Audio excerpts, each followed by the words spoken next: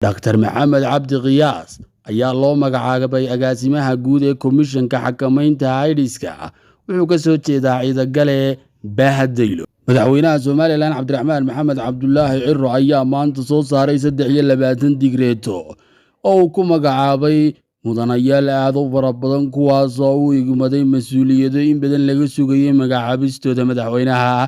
Inkastoo ay dib u dhacday muddooyinkii ugu dambeeyay magacaabistaha madaxweynaha laga sugayay, markan waxaa suuro gashay soo saarista magacaabista mas'uuliyiin tiro badan. Waxaynu ka hadli doonaa haddaba mas'uuliyiintan iyo qabiilada iyo deegaanada ay ka soo jeedaan iyo xilalka loo magacaabay. Ugu horreyn ku soo dhowow daawashada muuqaalka.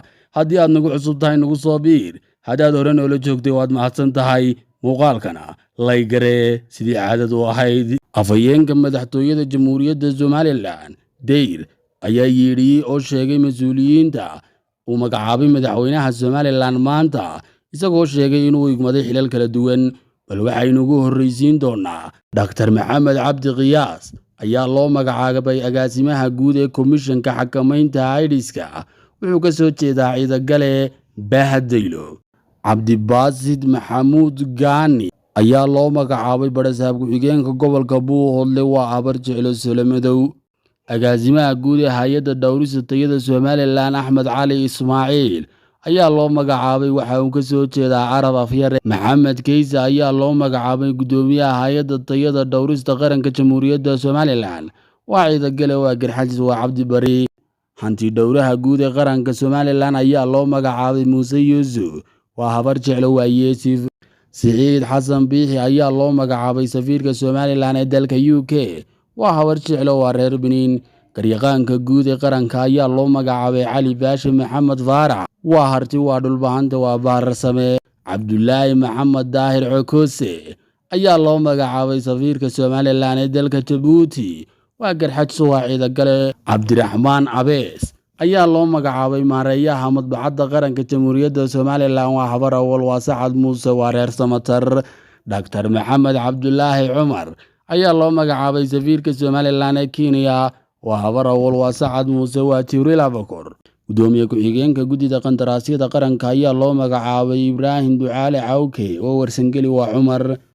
Barkhad Maxamuud Geedi ayaa loo magacaabay agaasimaha wacyigelinta Komishanka Xakamaynta AIDS-ka qaranka Jamhuuriyadda Somaliland waa Garxajis waa Habri Yoonis waa Muuse Ismaaciil. Gudoomiyaha guddida qandaraasyada qaranka ayaa loo magacaabay Cabdo Axmed Ayar waa habar jeclo waa Maxamed Abukar waa reer Daahir.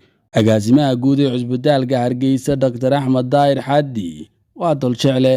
Maareeyaha cusub ee dekedda Somaliland Cali Diiriye waa habar awal waa Ciise Muuse waa reer Idle. Mudanayaal fara badan oo kale ayaa iyaguna la magacaabay. Qaybta labaad ee barnaamijkeena ayaynu ku soo qaadan doonaa, balse magacaabista madaxweynaha ayaa markan si weyn isha loogu hayay oo loo sugayay. waxaanu magacaabay mudanayaal aad u fara badan madaxweynaha Jamhuuriyadda Somaliland.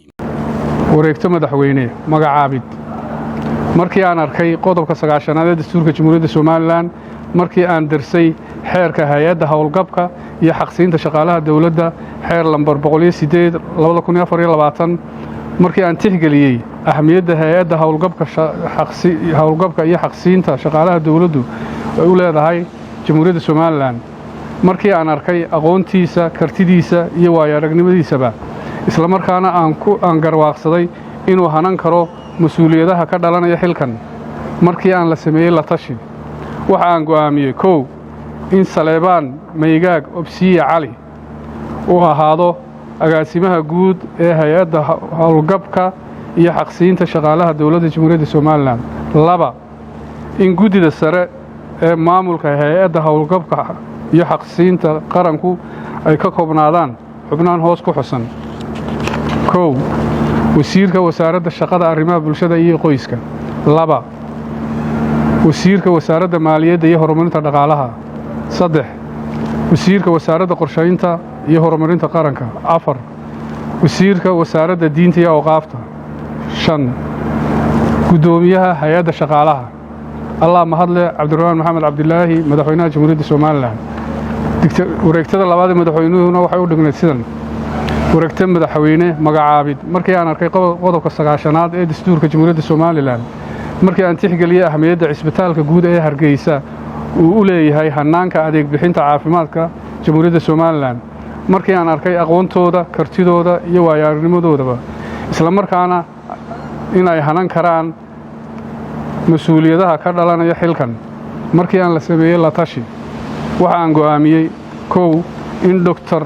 Axmed Weli Daahir Xaddi uu ahaado agaasimaha cisbitaalka guud ee Hargeysa Jamhuuriyadda Somaliland laba in Dr. Cabdiraxmaan Cabdisamed Ibraahim Cayngal uu ahaado ku-xigeenka agaasimaha cisbitaalka guud ee Hargeysa Jamhuuriyadda Somaliland Allah mahadle Cabdiraxmaan Maxamed Cabdilaahi madaxweynaha Jamhuuriyadda Somaliland wareegtada saddexaad waxay u dhignayd sidan wareegto madaxweyne magacaabid markii aan arkay qodobka 9aad ee dastuurka Jamhuuriyadda Somaliland markii aan darsay xeerka garyaqaanka guud ee xukuumadda Jamhuuriyadda Somaliland xeer lambar 982 markii aan arkay aqoontooda kartidooda iyo waayo-aragnimadoodaba isla markaana inay hanan karaan mas'uuliyadaha ka dhalanaya xilalkan markii aan sameeyay la tashi waxaan go'aamiyey in garyaqaan Cali Baashe Maxamed Faarax uu ahaado garyaqaanka guud ee xukuumadda Jamhuuriyadda Somaliland laba in garyaqaan Mubaarak Maxamuud Cabdi